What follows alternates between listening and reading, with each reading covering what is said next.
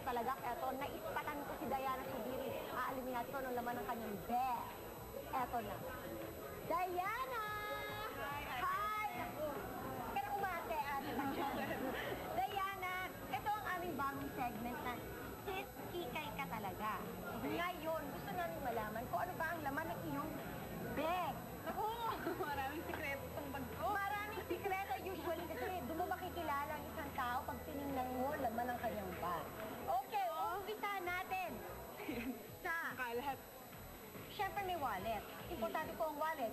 Tapos meron siyang card holder. Uy, very organized. Ay, tignan malaglag lahat. Ayan. Ayan na kanyang mga credit card.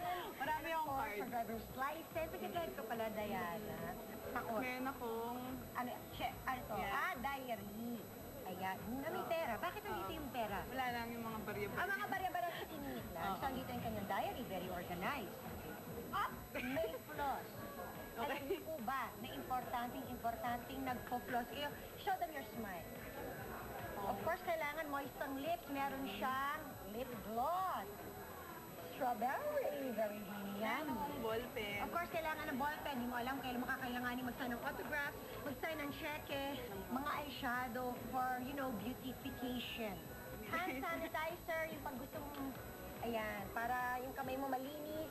Meron akong shade. Of course, you have to have shades when it's very sunny.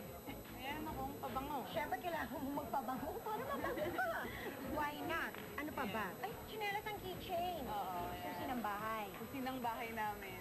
Susi ng bahay, tapos yung mga bracelet at sinabit. Meron akong suklay. So Ayan, may mga buhok-buhok so that you have beautiful hair. You have to have supply all the time. Yun At lang. yan po ang laman ng bag ni Miss Diana Zubiri. Alam na natin na organized siya. Andun ang kanyang calendar na organizer. Kailangan palaging beautiful at mabango ang hininga ni Diana Zubiri. Very good, Diana. Thank you po. Thank you very much for letting us make pakialam in your bag.